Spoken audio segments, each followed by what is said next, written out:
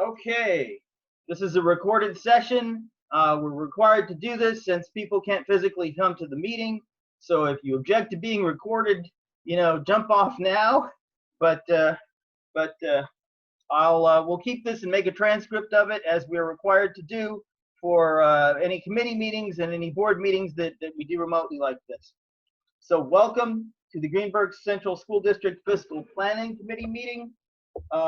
Due to the COVID-19 pandemic, we are conducting this meeting using Zoom teleconferencing software.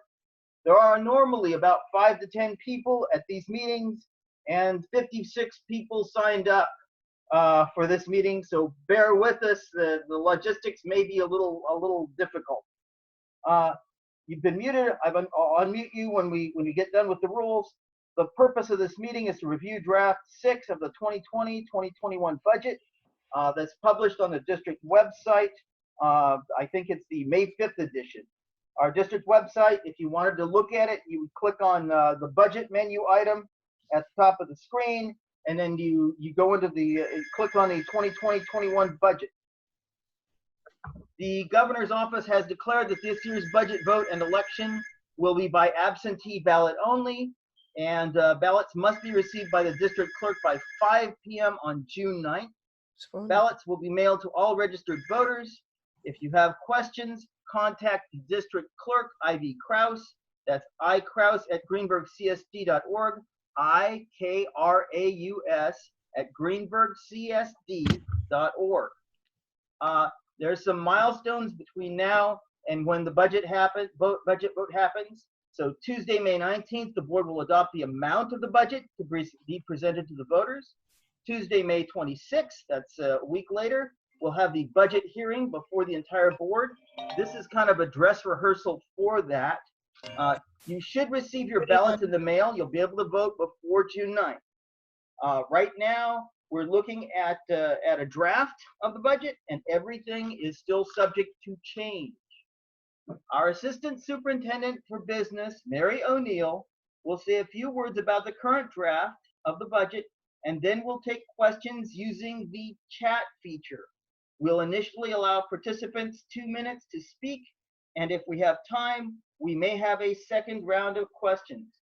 Keep in mind, we also have some emails from people who submitted questions early, so you may get some more detailed responses. If you gave her more time to look at it, she may have to get back to you by email if you've got a line by line that she can't do in real time.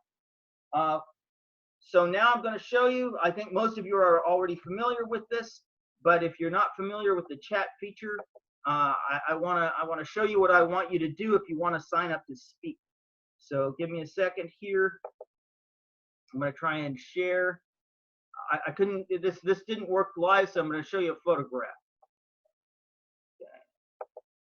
So this is a picture of a session. If you are in normal mode, when you bring the cursor arrow down towards the bottom of the screen, this little bar here will show up.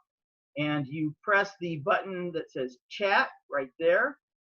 And then what will happen is that a list will appear over here on the side. And then you type in your text in the lower right-hand corner. And you send it to everyone so we can all see it. And you say, your name, wishes to speak, in my case, David Warner. When you hit enter after you type in your line of text, then it'll appear in this nice list. And then Tracy Mares, one of our other board members, hi Tracy, will go down this list and figure out who's next to speak and keep track of that and make sure each person only gets to speak once until everybody's gone.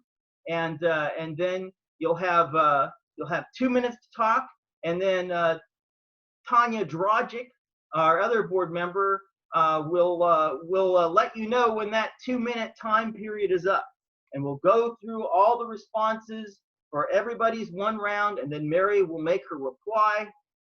Then we'll go over the email messages. If there's anybody who sent in an email question that didn't show up and ask a question live, and then if we get time, and I'm not optimistic about that, then we'll come back and do a second round of 2 minutes. So that's the plan. And I am about to unmute everybody, and then Mary will make her presentation. Here we go. Unmute all. Gosh. Take it away, Mary. Take it away, Mira. Thank you. As Mr. Warner mentioned, the detailed budget is online. She must be the witch. Isn't she? Right? You see me? Yeah, you know Chase is writing it down. The PowerPoint presentation is online as well. Oh, Miss Weems is on here. This is good. Mr. Warner, can everyone else please mute if you're not speaking so that we can hear Mary, please? Thank you. Yeah, you have to mute. So again, the proposed budget detailed line by line is available online. We also have our PowerPoint presentation. You see the mic? Make sure. Okay, I'm gonna. The overall budget is a year-to-year decrease of $477,894, which represents a decrease of 0.68%. The impact on the taxpayers, it's a 0% levy change, and it results in a 1.76% tax rate decrease. I know one of the questions that we've had a lot is about the contingent budget, but what normally happens is the board will put out a budget to the community, and if the community were to vote it down, the board has the option to put out another budget, and if that were voted down, the board would have to adopt a contingent budget. Our budget right now is at the contingent level. There's no tax increase in the tax levy. And again, everything is available online. You for questions. I'm going to have to mute all. We've had some new people coming in. I'm going to mute all and then unmute Mary.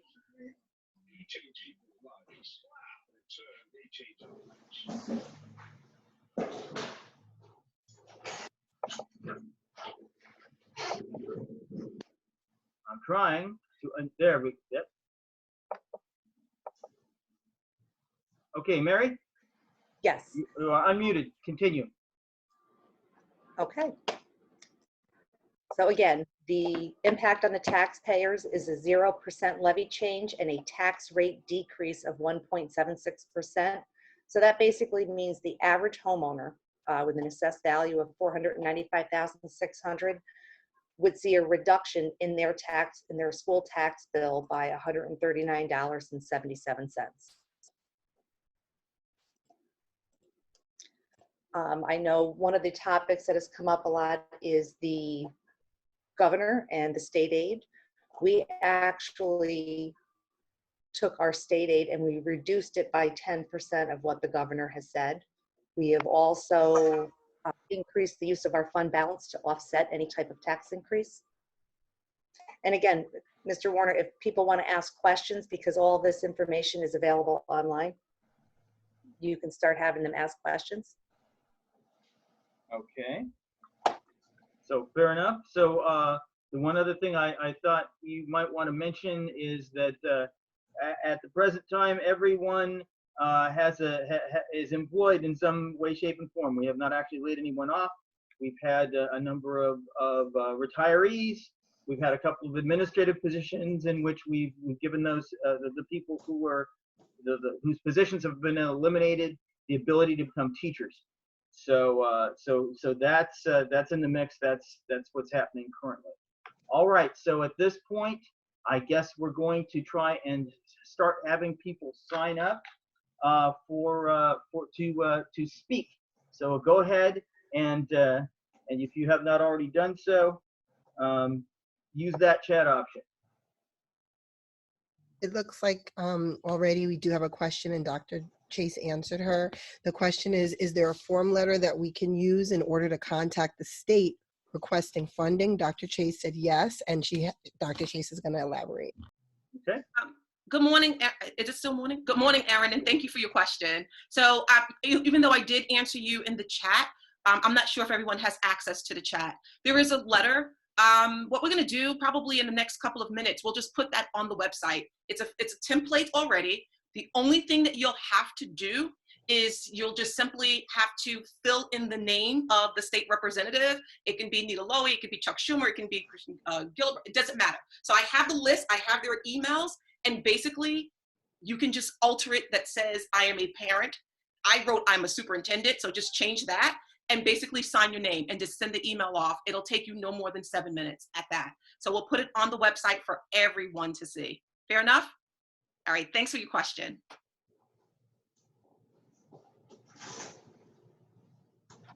Okay. Oh, I want to add to that. I'm going to ask those of us who are on this call and who are interested in sending those advocacy letters, you need to do it like now. Don't wait. You got to do it now, because as you know, the budget passed in one area. It doesn't look good for the other for moving forward, and so there are still some room to at least put your advocacy letter out. And I dare say, don't wait until Monday. Do it over the weekend.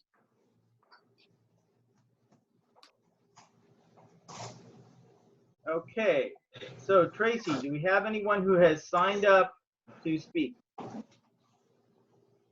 Sorry, I was muted. There's no more questions, although looks like Nadia Pedicano just put up a question. Can you elaborate on how this proposed budget cuts will affect the school district?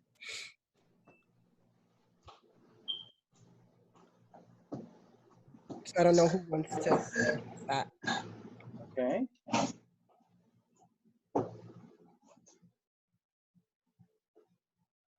Do you want me to answer it? Sure. Okay. Good morning, Nadia. How are you?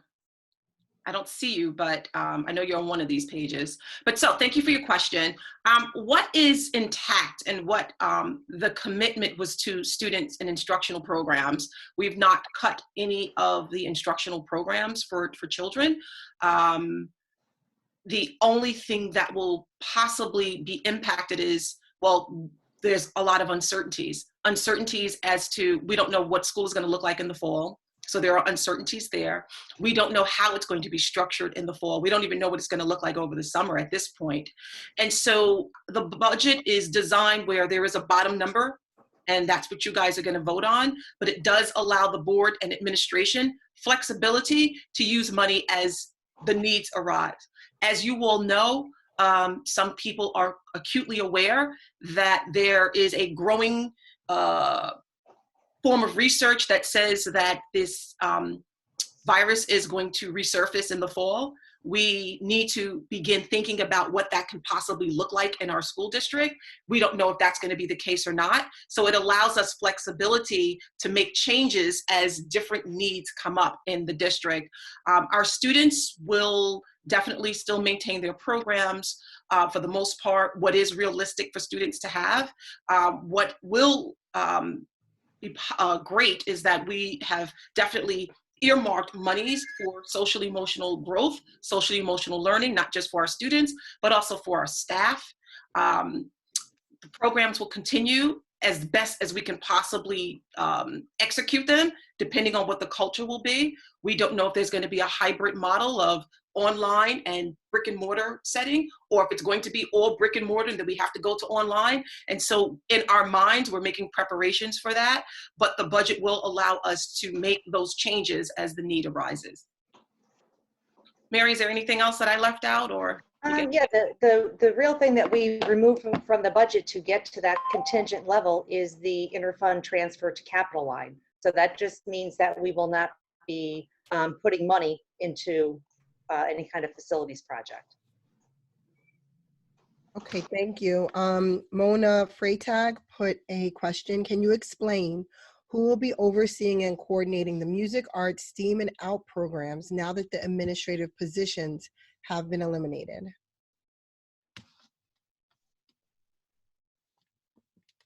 You want me to answer that, Mr. Warner? Go ahead. All right.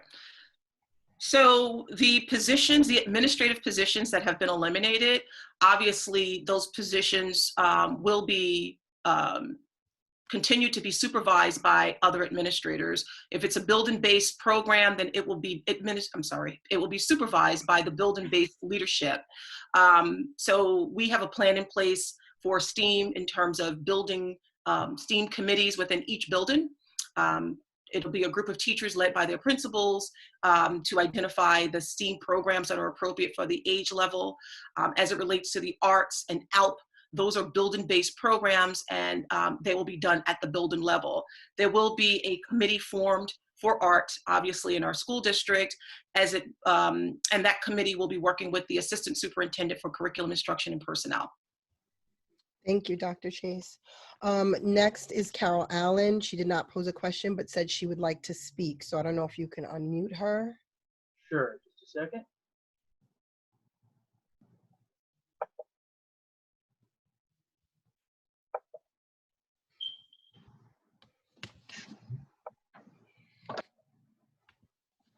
That was off There today. she is. Definitely. Okay. Carol Allen, are you there? Yeah, I'm in now. Yeah, it's All right. scrolling Just wanted, down. I see her, just and wanted then to I make sure go my to- camera was off. Okay, can you hear me now? If you're not speaking, please mute yourself. I believe Carol Allen is the only one speaking. Otherwise, we can hear your side conversations. I would like to say that I'm pleased to see that the previously proposed budget increase has actually been eliminated, and thank you for that.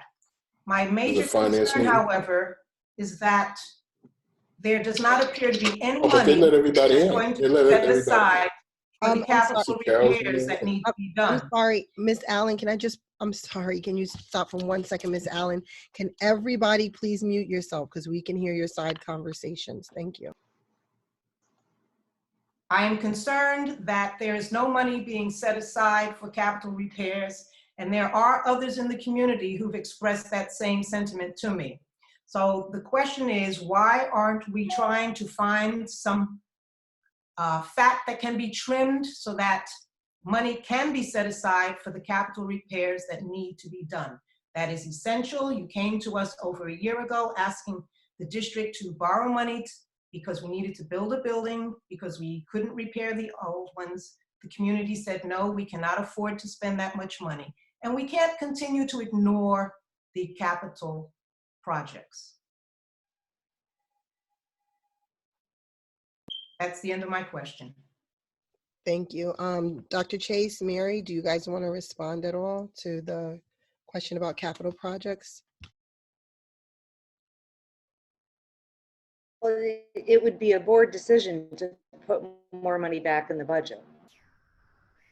And then the question is, what would come out in its place? So in terms of, I can only speak for myself as an individual board member. So my priority at the moment is to try to make sure that everybody has a job. Okay, and that's to me takes precedence over that, because we need our staff in order to complete instruction. We don't know what the instruction will look like in the fall, and the rules are being handed down to us from on high. So if we try to reduce our capabilities and then they open something up and then we need something that we're no longer funded for, we're in deep trouble that way too. So so then you're talking about, do you want to do something with union negotiations? And I can't talk about that because those are union negotiations. Mr. Warner, I'm sorry, I have to disagree with you. That is the attitude that the board has displayed for many years now, and that seems to be the reason why the buildings are in such disrepair. As a district, our responsibility is not to individuals that they have jobs. Yes, we all want everyone to keep their jobs. But for example, the current budget has money set aside for travel for next year. That is something that could be decreased or possibly even eliminated, because the likelihood of any travel actually happening is diminishing with every day that passes. Some money for textbooks perhaps could be saved. We're not going to spend quite that much next year because we need to move that money over to capital repairs. So there are non-personnel items in the budget that could be revised. And I urge you to look at those again and make some changes. We cannot continue to ignore the buildings. We've done that long enough. Mary, can you tell us what cuts we've already made in athletic programs and transportation at this point?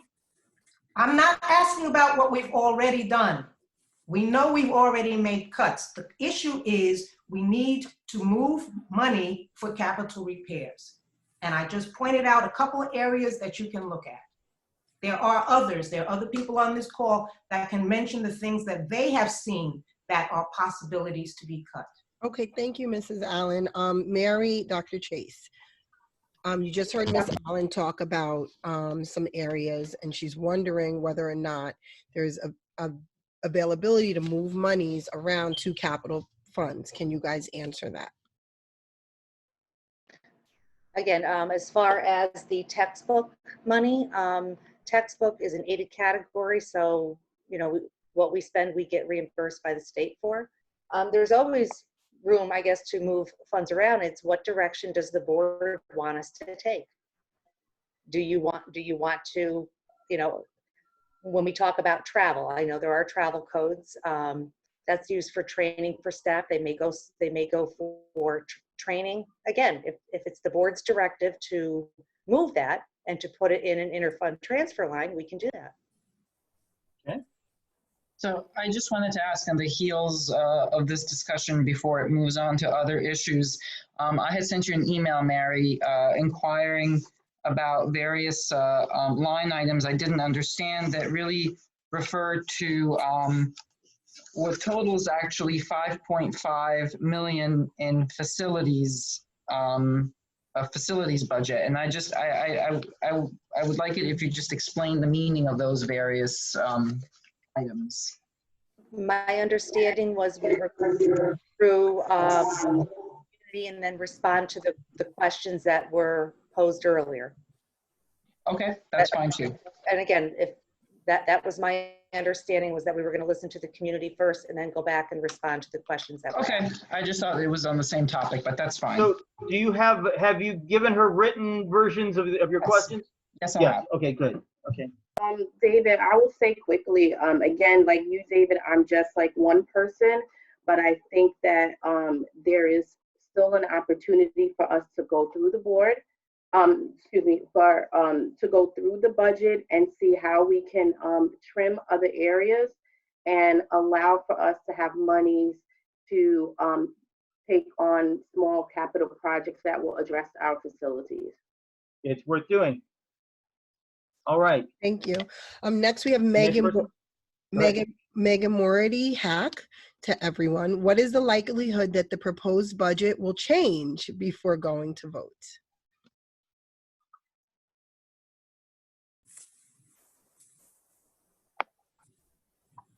Well, I thought that was the purpose of this meeting, is to hear from the community, get community input. There's still time. It's not carved in stone and it hasn't been adopted. Once it's adopted, then that's a different story. But the budget hasn't been adopted yet. So the purpose of this meeting is to hear community input, because although you guys have sent us emails through budget 2020-21, and you've sent emails to the board, and some of you have reached out to Mary and or myself, we still wanted to give the community an opportunity to provide input before finalizing the budget. So the answer to that question is there is a chance, and we're listening to you all because we all own this budget and we want to hear from the community. And so we thank you for your candor, your questions, and your recommendations. Okay, thank you. From Tom Bach to everyone, I'd like to know why there is no specificity in the budget line items. I sent a list of travel and conferences, supplies, and textbooks, but there seems to be redundancy. Why are there no breakdowns of what these purchases will actually be? So I think I can answer that. First, I didn't get a specific list of account codes that you were looking at, but I will say we have, whether it's travel, whether it's supplies, we've been trying to break things down by building. So, and by department. So when you look at, as an example, our supply codes, you're going to see a ton of supply codes. You're going to see a supply code for ECP, for Bailey, for Jackson, for Highview, for the high school. You're going to see supply codes broken down for the different departments, such as IB. You're going to see it for IB supplies at Jackson, at Highview, at Bailey. You're going to see it broken down further. we could put it in one budget line and not break it down by building, but the transparency report that we're now required to file wants us to break things down by building. So that's why you see so many different lines that it's duplicated, but it is allocated to different departments and different buildings. So I see that, but during all of it, and I did supply an 8-page document. I don't know if you got that. And I had all the line items. I don't believe I've seen that. If you want to email that to me, I'd be glad to take a look at it. I'm happy to do that. But for instance, I see Board of Education travel and conference 6175, district clerk travel and conference 760, superintendent travel and conference 5,000, and it goes on like this. And that may be acceptable in terms of what you have to provide, either the state or somebody else. But from my perspective, I want to know whatever the Board of Education travel is, if it's a retreat or something else. I'd like to see a third line there, or a second line, that actually explains what it's specifically being used for. And I have the same issue with supplies. We've got $722,066 in supplies throughout the budget. And we've also got, there's some other thing, textbook breakdown. I heard you just say that textbooks are reimbursed by the state, which is fine. But there's textbooks to the tune of, there's textbooks and it's broken down by each school. Then there's a generic line item on page 27 that's just textbooks, 108,778. So if it's a question of we need all these textbooks, that's fine. But I don't understand why there's a generic textbook category on page 27 when earlier it's broken down. So when I went through all of this, I came up with the total for textbooks is $321,323. And then we have supplies and textbooks, a total of $1,305. So I don't know, these could all be legitimate. And I'm not questioning that somebody's not being forthcoming, but I would like to see more specificity throughout the document so I could know what the monies are being spent on. So I have one other side point is on page 15, there's a listing of teaching regular schools graduation, $1,900, and the commencement for $35,000. So I'm assuming this year we're not spending on the commencement. So that would be a savings of $35,000. But is the 1,900 diplomas and things of that nature? Again, unfortunately, being on the Zoom call, I can't access the line-by-line budget. So if there is a specific line, send it to me and I will go and look up the specific line. And if you have a list of, several of them, I'm more than happy to do that. All right, I will send it I sent the document to the board. I'll send it to you specifically. I already forwarded to Mary. Thank you. All right, thank you, Antoinette. All right, No thank problem. you. All right, thank you, Mr. Bach. So our next question's from D. Morton, Donna Morton, to everyone. Can you explain more about the administrative changes and what teacher positions they were offered? I will say we will not talk about administrative positions that were offered teachers' positions. I don't know if Dr. Chase or Mary wants to elaborate about administrative changes, but we will not be discussing individual administrator with personnel and what positions they were offered and or what's happening with that, sorry. But Dr. Chase or Mary, do you want to elaborate at all about any other administrative changes that there are? No, I don't think it's appropriate. And we don't really have any additional ones, so no. Okay. I don't know if you want to ask a different type of question, Donna. Please put it in the chat if you want to. To Erin Jacobson, to everyone, in addition to the Director of Arts and STEAM positions being eliminated, it looks that there are $35,000 deducted from the arts and $30,000 from STEAM. Unless this money is line item somewhere else, this seems to counter the missions of the district and how these programs are promoted throughout the district. Does anyone want to comment on that?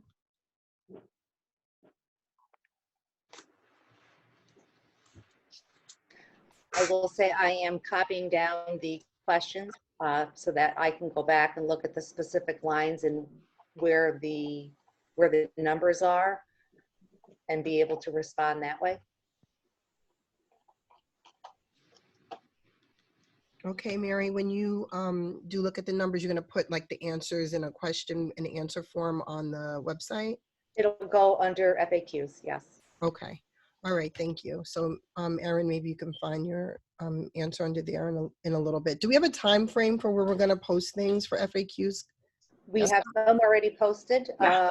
and then we'll post the ones that were asked as of Thursday. We responded to those, and we'll get those posted hopefully today or no later than Monday. And then the questions that they're asking today, again, I have to go back on and go line by line and see what other questions have come in, and then get those posted next week. Okay. Am I able to elaborate on my question? I guess it really wasn't a question, it was more of a statement. I guess what I'm really asking is what the thought process was behind making those specific cuts as opposed to trimming a little from a lot of areas and then maintaining some programs. Because on the district website and in any parent presentation I've attended, the arts, the cultural significance of the way programming is done at Greenburgh and STEAM is always the thing that's promoted to parents is what makes Greenburgh special. And it just seemed counter to that to see those kind of cuts being made throughout the budget. And I recognize that I know a lot of things changed codes, and so I might be missing where that money is if it's still in the budget. But from what I can tell, it looks like there are quite significant cuts to those specific programs across the board. So I believe somebody in our in the questions that were asked, and we have a little bit more detail on some of the budget lines that we'll be able to address hopefully at the end of the meeting. Thank you. Okay, thank you. And it says Tanya, is this our Tanya, Board of Ed Tanya that's asking this to everyone? Please address the meaning of the line items that I inquired about. Well, I think Mary said that she wants to, since she got them written, I think she will be addressing them at the end. That's what she said her preference was. So you can skip me. Got it, thank you. Lori D'Amico, my question is, aren't we repeating history by not giving our facilities the money to make some desperately needed repairs? Dr. Chase, Mary? Again, it's a board decision to add money back in the budget. Right now, you are at a 0% levy increase, which is your contingent budget. The board has the option to tell us to add more money back in. You have the option to say, move different budget lines. I'm sorry, this is a proposed budget to the board, correct? And the way I'm reading, I don't know Ms. D'Amico's intent, but the way I'm reading the question is, why wasn't the money already in the proposed budget to the board allocated toward building repairs? We did have money in building repairs. We had money set aside there. We listened to community comments, and the community felt that they did not want any kind of tax impact. Okay, so that's your answer, Ms. D'Amico. Did you want to elaborate? Yes, actually I would. Because like Ms. O'Neill said, I think one of the first couple of budgets, I think it had a 1.3 million in that inter-transfer line, which was then taken out. So that's what my question was. But what I'd also like to know is, can Ms. O'Neill explain, if you own a home that's $495,000, if you put the 1.3 million back in, what would be the tax impact versus taking it out? I can figure that out quickly. If you want to continue on with questions, I'll pull up the spreadsheet. Okay, and Dr. Chase has her hand up too. I have my hand up because I think there is a question that comes up, and I believe it's from Carol Allen, and I appreciate the question, even though it's somewhere at the top of my chat and I can't see it right now. But I do think this is an opportunity to have courageous conversations with the people who are on this line about what our building needs are. And if people are willing to support the fact that we're willing to put money back into capital, and let's find out what people are willing to support. And I think it'll help the board and the administration make a more informed decision about moving forth before we actually adopt a budget. We want to know, what is it that people can handle? We're respectful and mindful of the fact that people are losing jobs. People might continue to lose jobs. Jobs that once existed no longer exists. We have multiple students in our district whose families have lost jobs, which is why Greenburgh Cares came to be. And so I think this is an opportunity to say to the community, this is what we need. Are you willing to support this? And what can you support? Because actually we need their support in order to make any sort of significant repairs. I don't know if I'm speaking out of turn, but I just looked at what Carol Allen wrote, and I agree. This is the time. And I don't think there's any other time that we have where we can ask. So, you know. Good point. Yeah, what can you deal with? I mean, if the community who's on here, and you guys are not representative of the entire community, I want you to understand that we're sending ballots to anyone who is a qualified registered voter. You know nothing about Greenburgh Central School District. So there is a risk in doing this. But if we can have from the people who are on this line a commitment to, well, Dr. Chase, Mr. Warner, Dr. Drodrick, Antoinette Darden-Cintron, Tracy Mears, Barry O'Neill, this is what we can handle, you know, and then we can make that consideration before doing a full adoption. Because to go back and forth about the capital, I think everyone on this Zoom call is in agreement that there are much needed repairs in the district. Otherwise, we would not come to you with a bond. There are desperate needs, and we all want to make sure that there's funding for the just in case, because things are going to happen with these aging buildings. I promise you that. And we're not occupying these buildings, so they're susceptible for all sorts of damages. And then also too, there are just needed repairs. There's a lot of questions on this chat about ECP. When are we going to open up room for ECP? I know that we want an extension, and I think it's the opportunity to have those conversations. Can you please mute yourself if you're not speaking? So like, not Dr. Chase, everyone should be muted. Sorry, Dr. Chase, were you finished? I can answer the question. I pulled up the one spreadsheet. If we were to add back in 1 million, the 1.3 million that was mentioned, it would increase the tax levy by 2.14%. And it would be a tax rate increase of 0.34%. So your taxes would go up a nickel per thousand. For the average homeowner, it would be an increase of $26.68. So I have a question which we have been going back and forth on, which kind of segues into this topic, and that's if you have any idea what our savings at the end of this year will be. We are beginning to close out and get in the final bills. I don't have that as of yet, and I would hate to quote a certain number and have it change. Okay. Are still pending. Well, we have some money in the pipeline to make fixes for some of the most important outstanding repairs that we had set up to the mansion. So that project, as you know, we hired our new architecture firm this year, and we have some information on that. And then of course we're awaiting the updated draft of the building conditions survey so that we can quantify that better. Ms. Mears, can I just have a follow-up? I'm here. Yeah, go ahead. What Ms. O'Neill just said, the $26.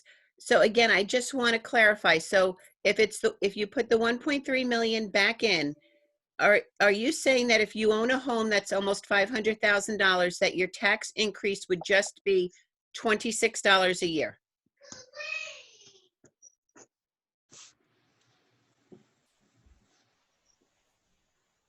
Okay, thank you. I'm sorry, Mary, I think she was asking for clarification. Mary, you're muted. You're muted. Mary, you're muted. See if I can unmute her for her. She can't unmute. No, she's supposed to be able to unmute. I think she's not. Okay, I can unmute it. Everything just There we go. on me for a minute. Yes, that's right. It's 26.38 cents that the taxes would increase. Okay, so Sarah Lazari has a, I'm just gonna read the whole thing. With surrounding districts like Elmsford and Edgemont asking for modest increases, why did Greenburgh make the choice not to just keep the budget flat, but to actually decrease it?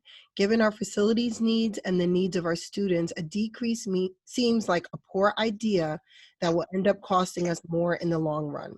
I think the question is, why did we decide to decrease it instead of leave it a modest increase? Again, we can add anything you would like back in the budget, but it's a board decision to add it back in.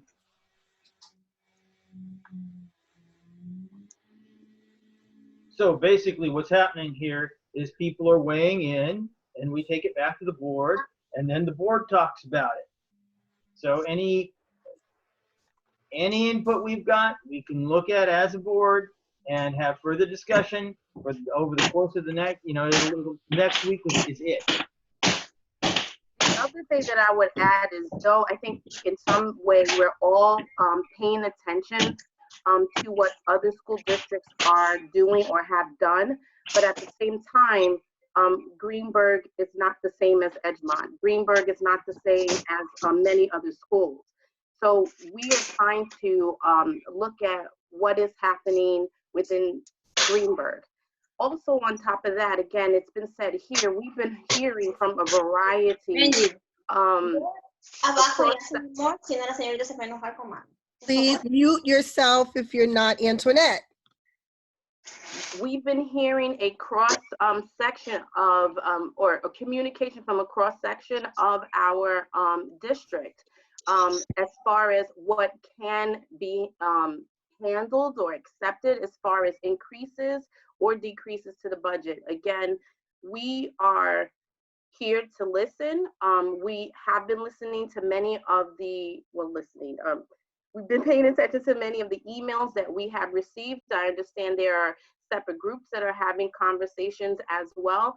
And we are trying to listen to everyone and make decisions around what we believe that, or what we hope that the majority of our community will accept. So again, this is a proposed budget to the board, and we are open to, of course, without a doubt, we are open to making changes, capital changes to our district. We talk about it constantly. We've been talking about the mansion constantly, what we need to do there.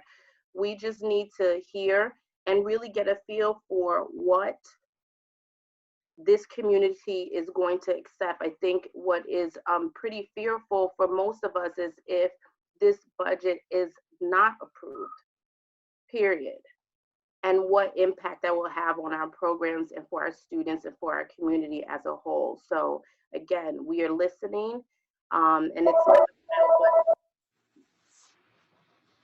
So thank you, Antoinette. From Aaron Jacobson to everyone. To add to the facilities needs for repairs, there's also the concern about approximately 100 ECP students and staff in the Lee F. Jackson building. While both programs did an amazing job of making this work this past year, this is unsustainable.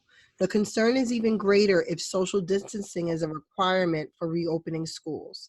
The building is already maxed out. I think that's just a statement. And then Tom Bach said he'd prefer to speak, even though he posted. I think he spoke already. Dr. Chase has her hand up. Yeah, even though that was a statement, I just want to say that I think we share the sentiments of the person who made that statement. We understand the schools are maxed out.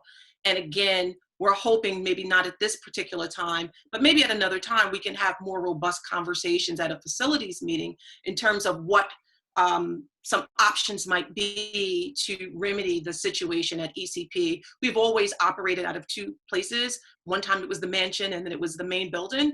And, you know, an ideal setting would be all of the ECP kids under one roof. that is the dream. And so one of the things that we're hoping to do, maybe at a subsequent meeting when we're prepared to talk about facilities, once we get over the budget, just what that infrastructure might look like for ECP kids. I mean, we share your sentiments, and I believe the board shares that as well. I don't speak for them, but I believe that conversations that we've had, I'm confident in saying we're all on the same page in terms of having our kids under one roof. I think that's the most ideal setting for early childhood. So we want to keep that conversation going. I'm in full agreement. Thank you. Thank you, Dr. Chase. From Dora Ashley, school bus companies are being paid although they haven't been providing services. Since there is uncertainty whether children will be physically going back to school, how are you going to handle the school bus company contract for this fall? That should be for Mary, I guess. Yeah. We're waiting on two things. We're waiting for final guidance from the state, and we are also speaking with the bus company about possible changes for next year. So you're in communications with the bus companies about this. Okay. Yes. Samantha Ides wants to know, is there a commitment from the board to move any unused funds throughout the 2021 school year to the capital fund?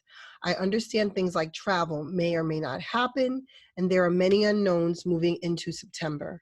Is it truly imperative that the community approve the board's ability to reallocate funds toward facilities? The proposition. So what I can say is this year when the budget goes out, there'll be an option for the community to vote on unused money this year, which basically saying if we have excess funds this year, we can put it into your repair reserve or into capital projects. So we're hoping that the community says yes, and that gives myself and the board the directive to put it into a repair reserve. I would also think once we do that type of vote this year, it would continue each year thereafter. So that way, any excess funds could be put right to capital. Okay, thank you, Mary. Donna Morton, to everyone, I'm not asking names, but you mentioned at the start, I guess, of the meeting, no job cuts were made and administrative cuts were offered teachers' positions. What teacher positions were open that these individuals were offered? Well, I didn't say that. I don't know who said that. But we can't discuss personnel. We can't discuss it. Okay. We can't go into detail on an individual basis. Yeah.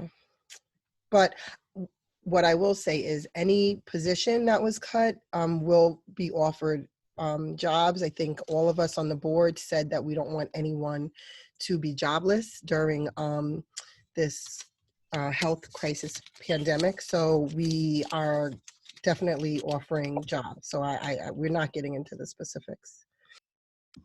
Nicole Mangum said, thank you to Dr. Chase for bringing the IB diploma program to the district.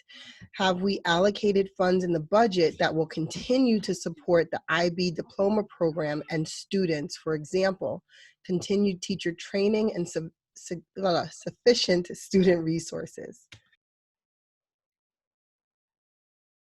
That's a Dr. Chase question. I know, I have my hand up like I'm in class. I feel like this is a class because you have to see this screen. Yes. But yeah, so definitely IB program will sustain itself. This is the year of Genesis, and this is the year that we look forward to graduating our first cohort. So we have made sure that there are allocations to ensure that there will be continuous teacher training, that we will continue our credentials with IB organization, and that we will continue the program as we know it. Don't know how it's going to look in terms of if it's going to be brick and mortar or if it's going to be virtual or some sort of blended model, but the program will be intact, and we look forward to seeing our class of 2021 graduate with an IB diploma. Thank you for your question. Okay, thank you. Carol Allen started and then stopped, because I'm going to read Carol Allen's statement first. Board members, you are not listening. We are asking to cut some of the existing line items and transfer that money to capital repairs, public relations contract, travel, equipment, for example. I don't know if the other board members want to comment, but I am definitely listening, Miss Allen. I heard Mary say that we could put back in the 1.3 million. I heard community members, or I'm reading that community members like that idea, but I also hear that we have monies set in this budget the way that they are in certain areas, and we can still move them around. So I'm definitely listening. So I don't think that we're not listening. And I hear your suggestions like public relations, travel, equipment. I think another community member just mentioned a couple of areas as well that maybe things can move around. I don't know if other board members want to comment. Ms. Allen, I would say too, I believe the board is listening. We may not be saying specifics, but if we're at least on here, if the board members on here are saying that we are concerned and want to address our facilities, to me that means that we are talking about looking at any lines where we can have savings that can be moved to our capital projects. So we may not be saying we're going to look at this line, this line here in this meeting, but to me, it's my understanding that that is the expectations that will be happening. We will be looking through the lines and seeing where we can make cuts and savings so that we can address our facilities. Yes, I am willing to entertain all of those things as an individual board member. The glum expression on my face is because I think I can get some money together from it, but I can't get enough because I know from the old building condition survey how much needs to be done. That doesn't mean I'm not willing to make some cuts in other areas. And I would just like to say to David that we do have to start somewhere at some point. So. Okay, thank you. Mona Freitag. Oh, Dr. Chase. Yeah, but Dr. Chase comment. Nope, she's good. Okay, Mona Freitag says, would we be within the tax cap? And Mona, I see Bradley's face. I don't know if you want to elaborate. Are you saying about when Mary was talking about re-adding the 1.3 million, would we still be within the tax cap? I'm assuming that's what you meant. Oh yeah. Yes, we are well within the tax cap. Actually, every budget that has been given to the board has been under the tax cap. We started at the tax cap and worked our way down. And when Mary says every budget that was given to the board, what she's talking about is that we received the same budget drafts that the public has received and had posted. However, we went in and talked about specific personnel matters and specific personnel and collective bargaining issues. And so we've gone back and forth in executive session about that. Does anyone else want to elaborate? Okay, I'll move on to the next question. Jessica's iPhone. I'm not sure of Jessica's last name, but the tax increase Mary just mentioned is manageable. Please consider putting the 1.3 million back in. If not, we will be paying more for these repairs in the future. So that's slightly different than what I guess Ms. Allen is saying, not to put the 1.3 back in, but to find the monies with in the other areas and cut down on other areas and put it toward capital. And I hear Jessica saying, just put the 1.3 back in. Megan Hack is saying, I agree, put the 1.3 back in. Deborah Dionis says, agreed, put it back in the budget for school repairs. Sarah Lazari says, I would like to see a modest budget increase, at least 1.3 or even more. Our needs are so great and we must provide for our students and think toward the future. Kelly Ross says, I don't think my question got answered. I am hearing that the responsibilities of STEM and arts will become the responsibility of the schools, meaning the school buildings, I believe she's saying. I personally find that realistic. For example, who will test students for ALP? Who will determine placement? How will district-wide STEAM initiatives be monitored? So can we answer those three questions, Dr. Chase? Who will test students for ALP? Who will determine placement? And how will district-wide STEAM initiatives be monitored? So ALP will be done at the building level for the elementary schools that have it. And similar to a CST, like a child study team, it will be done in the same fashion where you'll have groups of teachers with school psychologists, with the administrator who will make a determination about ALP. And at the school, they will work on the administration of the ALP examinations. As it relates to STEAM, again, the administrators have always been monitoring STEAM at their building in terms of how it's implemented. So it will just take monitoring it and supervising it to a different level. And as I stated earlier, there will be STEAM committees at each building. And those committees will be working with their designated administrator in terms of what those STEAM offerings will look like for the appropriate grade level. And so it will be managed at the building level. As it relates to district-wide STEAM activities, that will be the responsibility of the assistant superintendent. And the assistant superintendent will definitely work with each building group in terms of the smaller committees, and will bring the committee leaders together in terms of just supervising and managing what it is that each building is doing and finding out which resources that they need. Thank you, Dr. Chase. So listen, we have 30 minutes left, 29 minutes left. So I'm just going to try to read the question part of the comments instead of like all the comments. So I'm sorry if you have a lot to say in the comments that you want to be heard, but we're running out of time. And I know Mary also has written questions that were sent in that she has answers for. So I want to be able to get to those. I just read Kelly Ross's questions. Freddie V has questions about, it looks like it's about transportation companies, and some districts have canceled their contract with transportation companies. Why haven't we, I guess is the question. Mary, Dr. Chase. We are actually still using our transportation company. They're delivering the meals to the kids right now. Okay, but we're not using transportation. We have to just answer the questions the community is pretty much asking. We're not using transportation to the same level that we used to, correct? If we're delivering meals in the morning, we're not taking multiple routes to multiple schools after school. We're not doing dismissal. So how is our transportation contract remaining the same? Please answer, like, is there any give back? Is there any relationship that we're developing? What is happening with Does lesser mileage mean that we're spending less money? Right. We are spending less money, but we don't have the field trips. We don't have the after school programs. We don't have that, but we still are using them. Okay, so do we not pay them as much? How is the savings playing out here? Well, of course, we don't pay them as much. We're paying them their regular home to school contract.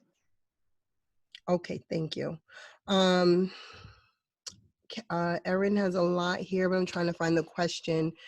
Board of Ed, why make such sweeping cuts to such integral programs that make up personality and performance of the district? Erin, I think your question is not, I don't think it's valid right now because I don't think we've adopted a budget. I think what we're hearing is the proposed budget and feedback from the community. If you have a different type of question or a question that we can directly answer, please send, or you unmute it yourself. So can you elaborate quickly because we're running out of time? Yeah, I was commenting on Kelly Ross's. I think she had meant that it was unrealistic without overseeing these programs, because this includes the spelling bee, music lessons, performances, like when the high school gets to perform anything, it needs to pay a licensing fee. Same with all of the schools who show videos. That was something that we had as PTAs also negotiated with the district.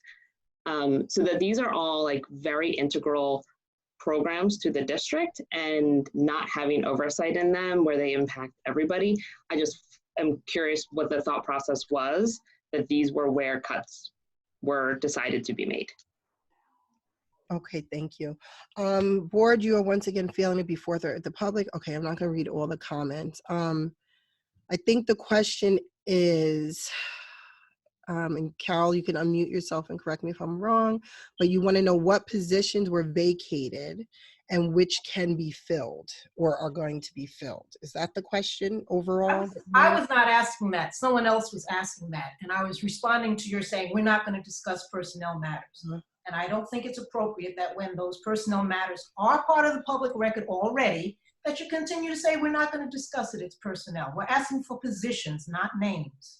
Okay, well, for me, I'm not discussing specific people, and what I understood Ms. Morton was asking, but Donna, you can correct me if I'm wrong, was specifically what teaching positions were the STEAM and ALP that's my dog, sorry. The STEAM and ALP directors being offered. That's specific. That is not what positions were vacated due to attrition. But I think we can definitely answer what positions were vacated due to attrition. Agreed. But I think that was a different question than what Donna was asking, but I don't know. Donna? You can ask two different ways. It was first interpreted as asking what positions were they offered, but then it was rephrased saying basically what positions are vacant that were available to be filled. Okay, all right, I got it. We can answer that for sure. Yeah, sorry, it's done. I just want to clarify. Yes, I just want to know what open teacher positions. I know there was a high school, science teacher position open. I just want to know what positions were open that might have been offered. Got it. Okay. Hi, Donna. There are several positions that are open. We do have math positions open. We have science positions opened. We have elementary positions opened as well. And what we're currently doing is analyzing people's license area and putting people in the best positions that we feel that can be filled. Okay, there's a comment by Nicole Mango. Can I just clarify, does that mean we have not, are they interviewing along with other candidates for those positions? Or are we prioritizing those individuals to go into those positions first? So we're advertising positions as we're supposed to. I would like to ask Mary to take the remainder of the time to respond to the written questions, just out of deference to the people who actually made the effort to put them in. So, Mary? Mr. Warner, do you want me to do that? We're at 12:05. Go ahead. Just be mindful, you still have questions in the chat and these people are on here. Yeah, so let me just try to get through a couple more questions. If you put a I'm question. sorry, I thought we were done, but okay, I'm sorry, you did not realize. All right, go ahead. So we have a lot more questions. I'm not reading all these comments because they're very important, actually. So I'm reading them. I should say, but I'm not reading them out loud. Save the comments for afterwards. Right. The first question, I think, after all these comments are, have the unions agreed to a tax freeze? I think that's from a community member who works at the school. So you know that we cannot discuss collective bargaining. As soon as all of that is done and the decision is made, of course, that will be explained by our superintendent. That was me. Excuse me, and I meant a salary. I didn't mean a tax freeze. That was my mistake. Okay. And so I agree with 13 million. I agree that I'm going to just read it. Carol Allen says, I also agree that the 1.3 million must be put back. The question is, how do we raise it? Is it from the tax increase or from cutting excess that currently exists? Right. So that's the question we will have to, the board will have to decide and discuss with the administration. Tom Bach, money through cuts instead of pushing back these repairs, tired of hearing about doors. These are more statements. Right, so he's weighing in the opposite direction. Yes, he's giving his opinion about. Count. Right, it does count on what we need to do. Pat Weem says, I want to listen to everyone is saying, and I'm having difficulty writing comments. 100%. The board has to recognize administrative salaries. Teachers are high. So that's more comments. I don't see a question there. Donna Morton asks, are there still plans to hire for the vacant high school science teacher positions? I think we just answered. I think that was answered. Yeah. Mm-hmm. Okay, great. So I think we're done with the questions. Okay, now we do everyone which is go over what was listed in the emails that were sent in advance. Mary? Okay, let me pull up the questions that were sent. Let's see. We have 516. Okay, so we had some were comments, but one, do you want me to read the comments in the entire email, or do you want just the questions? Mary, you need help or you got it? I've got the questions. Do you, I guess, what's the total run time? I don't know how much there is. When we get through it all. Go ahead, because we only have 20 minutes and it's going to probably take you about 20 minutes. I think we should focus on questions. If you can get the comments at the end, that would be great, but focus on answering the questions. Okay, so one of the questions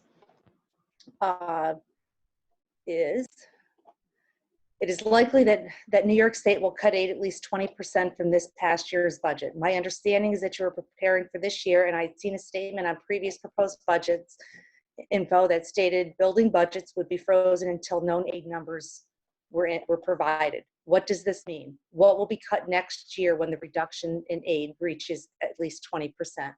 So right now, we've already reduced our revenues from the state by 10%.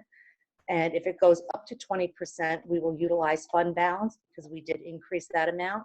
And if it goes beyond the 20%, then we may see some additional reductions that would have to be made. Keep in mind that there are things that we know we're going to have savings on already next year, but we just don't have all of those numbers as of yet. The next was just a comment.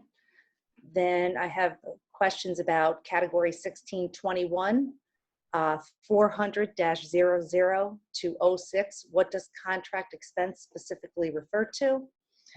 This includes things like the burglar alarm, playground inspections, repairs to PA systems, duct cleaning, water treatment for the boilers, elevator repair and maintenance, fire extinguisher inspections and replacements, rental of dust mop and dust mop treatments, exterminator, fire alarm monitoring, repairs to vehicle, kitchen appliance repairs, and emergency response cleanups.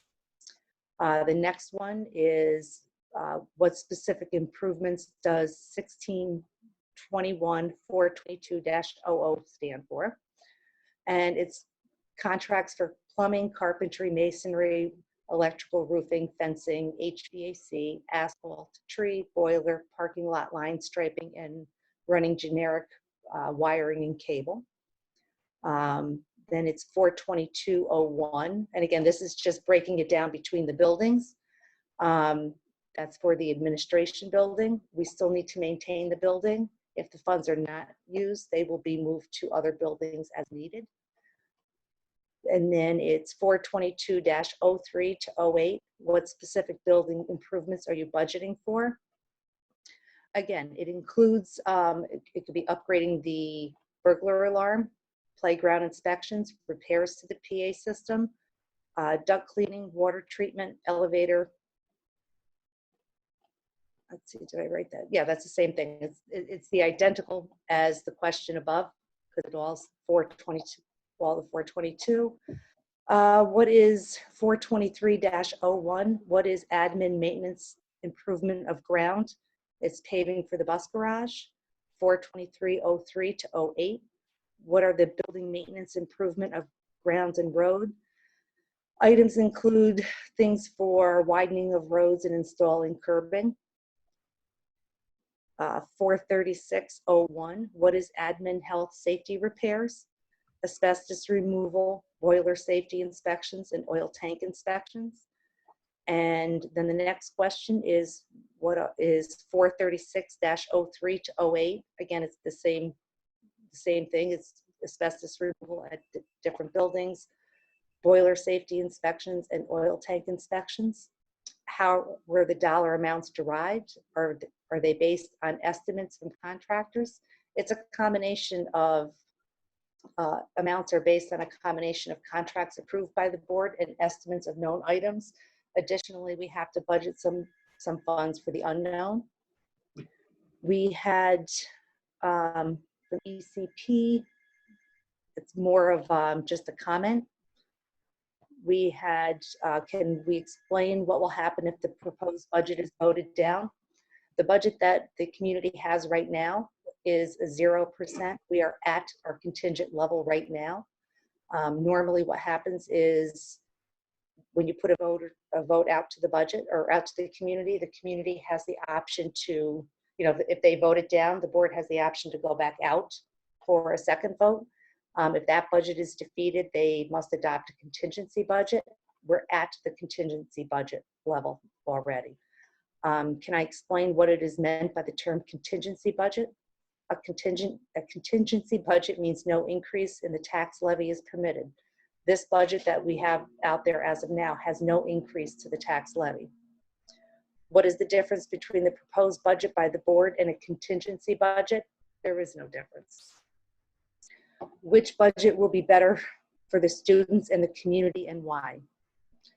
Both budgets represent a 0% levy and a 0%, well, our budget represents a 0% levy increase and a tax rate decrease. It's the district took extra care in considering what students will need upon return to the school. Also, the district took a realistic look at what the district can and cannot possibly do under the new safety guidelines and the possibility of the virus returning in a few short months.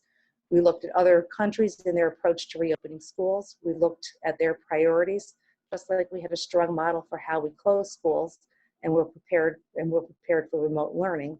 We believe this proposed budget considers our residents who are concerned about their financial standing and provide GCSD students with programs and a healthy structure to address academic, social, and emotional needs. We have another. Could you please address how the cuts in ALP and STEAM will affect our current curriculum? STEAM will be managed at the building level via STEAM committees. The Assistant Superintendent for Curriculum, Instruction, and Personnel will supervise building level committees. ALP will be supervised by building principals. Each school will form committees for any determinations relating to ALP. Then we have some questions about supply budget lines in all the schools. ECP, and it looks like it's the supply line for the arts. So ECP code A2110-450-05-0001. They said it went down by 100%. It did. Funds were not requested for this building. At Jackson, 2110-450. Sorry, Mary, can I stop you for a second? When you're saying funds were not requested from that building for the arts, you mean that you're talking to when the principals present you with their budget for what they're requesting, correct? Well, when it's by department, it comes from the department. It would not come from the building. So the department that handled the arts, that proposed a budget to you for next year, did not ask for that to be funded. Well, keep in mind, we just started in the last year creating a general fund budget for ECP. We just started doing that. The district never had a general fund budget before for ECP. So we were trying to make it more transparent. I'm sure money has been spent on ECP. It's just we had not, it could be that I don't know why they didn't request it, but it wasn't. Okay, so it wasn't requested. That's my question. Yeah. Okay, thank you. But we might need to follow up on that. Okay, at Jackson, 2110-450-03-0001. Yes, it decreased by 86.9%. The original budget was $750. What we removed out of there was food and miscellaneous supplies. Highview, 2110-450-04-0001. Was a decrease of 74.29%. The original budget requested was $1,700, and we removed food and miscellaneous supplies. RJ Bailey, 2110-450-06-0001, went down 85.94%. The original budget was $2,250, and we removed food and miscellaneous supplies. 2110-450-08-0001 went down 52%. The original budget was $3,200. We removed food and miscellaneous supplies. Another question was, why did the budgets for the field trips for the high school get eliminated but increased for ECP? All buildings have funds budgeted for field trips. If you look at codes 5540, 438, and we have for 03, we have Jackson has $5,200 budgeted. Highview has $4,800 budgeted. ECP has 29. Bailey has 2,900. Bailey has 7,240, and the high school has 14,180. The next question is, why are there zero for the ALP STEAM training events? I would need a specific budget line that you're speaking about in order to provide that. Is it true that you are not planning to have a STEAM director or an arts music director? Yes. Let's see. If 3 is true, the plan can't be, we'll wait. I believe Dr. Chase has addressed this question about how we will handle STEAM and the arts already. What about mansion repairs? We're currently working with the architects on the roof and necessary repairs to return the adults to the buildings. The funds have already been set aside from this year's money, the 1.3 that we have. Where is the money for RJ Bailey School? If there are critical repairs, what is the plan? Again, in the budget that you see right now, the interfund transfer to capital had been removed.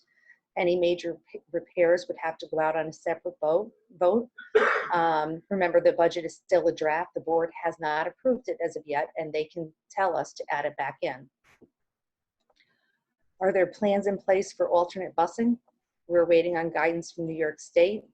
We are, however, running different scenarios on transporting the students when school reopens. What impact will that have on the budget if needed? Again, we're working on different plans and trying to stay within our current budget. In the event that we're unable to do that, we'll have to look for savings in other areas. Expand on the cuts in athletics. Are you cutting certain sports, eliminating games, modified, not getting new equipment, combining seasons? You know, we believe that due to the social distancing requirements, we do not anticipate having all of our sports as in the previous year. So what I did was we removed some of the salaries, the coaching stipends that we do not believe will be necessary. But until we have final guidance from the state, we can't say 100%. If you cut this year, that will make it difficult the following year to put money back. Isn't it better to keep yet another area that kids are missing out on now during the pandemic and will need more than ever? Unfortunately, we had to make tough decisions this year due to the impending state aid reductions and possible resurgence of COVID in the fall. It is the intention, though, to fully restore the budget in the 21-22 school year. What is the increase in aides for WHS salaries? I would need a specific account code for that because I did not see that when I looked through it. Will admin work from home if high school opens, as all mansion staff were located there, and that would create more crowding? We are discussing returning staff and students, but again, we're still waiting on guidance from the state. And I think those were all the questions that we had that I had received up through probably 2 o'clock on Friday. Okay, thank you, Mary. We have a few more minutes. I'm just going to try to read the last questions that were in the chat just now. Sorry, my daughter's getting a call. I don't know how to turn that off. Oh, jeez. How do I turn that off? Okay, sorry. Okay. There you go. That was very strange. From Dora Ashley, buses which serve private schools are not running at all right now. Could you please give the exact amount the district is saving because of that? I don't have that amount. Are there savings because the district is not running buses to private schools? There would be some, but I do not have that amount broken out now. Okay, can you post that with the FAQ? Right. Thank you. Samantha Ives is, I think, responding to something you were reading about the food and miscellaneous supply items that were in arts, ALP, and STEM. How can these arts function? How can the arts function with no miscellaneous supplies? Where are the art supplies going to come from? There still is money in supplies for the program. The buildings also have money for supplies. Okay. Is there any money for field trip? Aaron Jacobson said, if there is money for field trips, but the field trip transportation budget has been cut, how does that work? We did reduce the number of field trips that we were planning. I know, same with athletic trips. Okay, and Tom Bach asked, are we taking the travel funds for field trips and other travel budget lines and putting it into our general fund or capital improvement funds? When this budget was developed, my understanding was the community wanted no increase. So we could not just apply it to the interfund transfer line. It was removed from the budget. If the board wants to add money back in, we can do that. Tracy, you're muted. I realize that. I think what he's asking is the money going to come from another budget line, not necessarily putting all the money back in? It seems like that's what he's been asking. That's a board decision. Well, no, is it possible to do? Again, it would be a directive from the board as to what you want to move out of other lines in the budget. Okay, so you want the board to tell you line by line what to move? Well, if you're looking, because they're talking about travel funds for field trips. So and that's an example, and other travel budgets. If the directive from the board is there will be no field trips next year, move that money out of the transportation line, we will do that. But in essence, you would be telling them there are no field trips next year. So that really is a board decision. Okay, but as an administration, you're recommending that the monies be where they are, and then the board will decide where to move the money. Is that what you're saying? It is a board decision if you want to start moving around. So if I say I don't want to have any money laid aside in my board category for a Board of Education travel for next year, I can certainly come back with something like that very easily. But everything, almost everything else outside the board category, we have to look at it on a case-by-case basis. So Antoinette, can I just ask a question? Yes. I'm just wondering if we've heard a lot of great comments and suggestions. Should the board actually make suggestions line by line which items we feel should be transferred to a capital reserve that are in the current budget, and of course also have that discussion about the 1.3 million? Is that how are we going to proceed now that we've heard all of these suggestions? And I think I agree with the fact that there are there's quite a bit of wiggle room here, where we can take things that we know pretty much we won't be using next year and transfer them to the capital reserve, which is really a priority. My thought is, and Dr. Chase can weigh in as well. My thought is, of course, board members can go through the budget and make our suggestions. But I think it should be in combination with the expertise that the educators in this district have in regards to how each line is being used and what it's being used for. So we all make suggestions, and we have been making suggestions through the different variations of draft budgets. But we also, again, I think it's a combined effort with the expertise of the administrators and also with the suggestions of the school board. So I would say if school board members have suggestions for specific lines, without a doubt, if we could share that with the superintendent, and I know she will share it with Mary, and I look forward to hearing how our suggestions fared, what their suggestions are, and to see where we at in creating additional funding that can be used for whether it's capital projects or other items that we can address. Agreed. We have two late questions, or we have Go ahead. a minute. Really quickly, how will things, Erin Jacobson gave some examples of things that she's wondering how it will be managed on the building level with no director. The spelling bee, chess, instrument instruction, contracting with outside performers. How will that be managed in the arts? I guess it all falls under the arts without a director. So, even as superintendent, I used to manage the spelling bee, and that duty was delegated to the director of arts. I believe that I have competent principals who are capable to manage much of these programs, and it will also be co-managed, and the oversight will be under the assistant superintendent for curriculum, instruction, and personnel.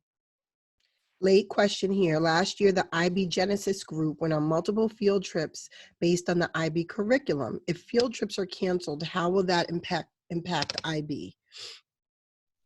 So I don't think there's any decision yet made about field trips being canceled. I do know that if we were in school at this very moment, I would definitely say no field trips, but we don't know what the fall, winter, and next spring will bring. So I don't want to put that cart before the horse about canceling any field trips. I don't want to put that out in the universe. But in terms of it impacting IB, we have to follow the guidelines under IBO. And so if IBO insists that we go with virtual trips, and then we'll do just as that. But what we're going to do is keep kids safe first, and then we'll make the decisions as the time allows us, depending on what's going on at the moment. But we don't want to do anything that's going to adversely impact IB. We're committed to IB. We've made the financial commitment to it. We have a moral commitment to it, and we look forward to having a successful program in the next school year. Thank you. Thank you, Dr. Chase. Is there anything else, David?